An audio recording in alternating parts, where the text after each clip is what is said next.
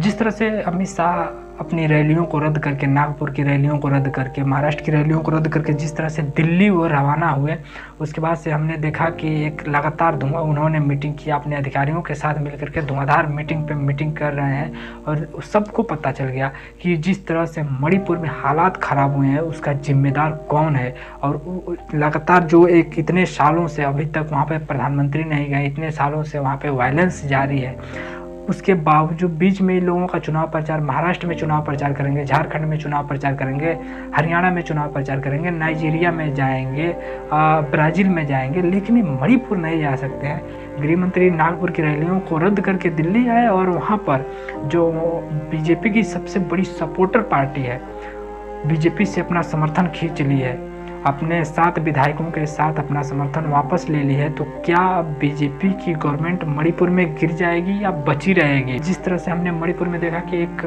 काफ़ी समय तक पत्रकारों को न जाने दिया गया, उनको रोक के रखा जाता था, बहुत सारे रिपोर्ट जो आते थे, रिपोर्टर्स जाते थे, उनको नहीं जाने दिया जाता था, जो सेंसिटिव एरिया थे वहाँ पर नहीं जाने दिया जाता था, अच्छे से कवर नहीं करने जाता था, वहाँ से अच्छे से एक एग्जैक्ट न्यूज़ नहीं निकल के आ पाती थी। हमने इसी चैनल पे ही बहुत पहले कवर करके रखा था कि कितने सारे हथियार मणिपुर से लूट लिए गए, मणिपुर की जो वहाँ की पुलिस है उनसे लूट लिए गए, वहाँ की गवर्नमेंट कुछ नहीं करी। अब जा करके यहाँ के जो बीजेपी की सबसे जो सपोर्टर पार्टी, जो सबसे बड़ी सपोर्टर पार्टी थी, उसने अपना समर्थन वापस ले लिया है, तो क्या होगा?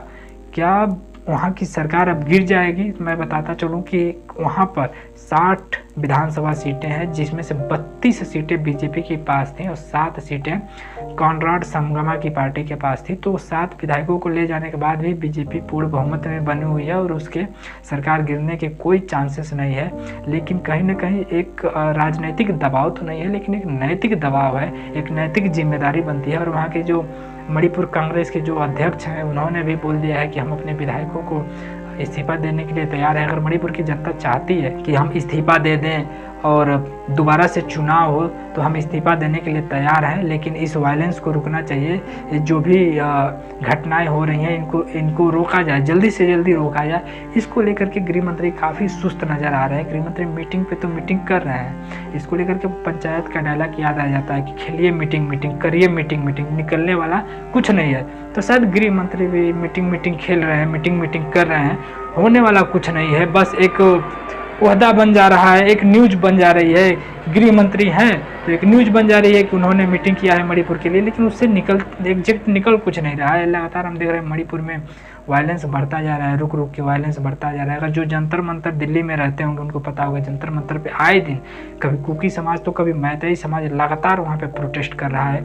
वह आते हैं तो बताते हैं हम सफ़र कर रहे हैं। कुकी मैतेई को कहता है कि हम सफ़र कर रहे हैं, मैतेई कुकी को कहता है हम सफ़र कर रहे हैं, दोनों एक दूसरे के ऊपर आरोप लगाते हैं। लेकिन गृह मंत्री किसी की सुनने वाले नहीं है, और प्रधानमंत्री तो खैर नॉन बायोलॉजिकल है, तो किसी की सुनने वाले नहीं है, उनकी बात करनी ही बेकार है यहाँ पे। बट जो कांग्रेस के लोग हैं उन्होंने भी इस्तीफा देने की बात बोल करके एक नैतिक दबाव बनाने की कोशिश की है। बहरहाल अब देखना होगा बीजेपी को कि कितना नैतिक दबाव उसके ऊपर बनता है, वो कितनी नैतिक दबाव लेती है। हालांकि उसकी पार्टी की छवि को देखते हुए ऐसा लगता नहीं है कि उसके ऊपर कोई नैतिक दबाव बनेगा, बट कांग्रेस की तरफ से एक प्रयास है, जो वहाँ की कॉनराड संगमा की पार्टी है उनके तरफ से एक नैतिक दबाव बनाया जा रहा है कि अब यहाँ के वायलेंस को, यहाँ की हिंसा को रोका जाए। अब बहुत हो गया, एक हद से ज़्यादा हो गया है। आपकी क्या राय है? कमेंट बॉक्स में ज़रूर बताइएगा।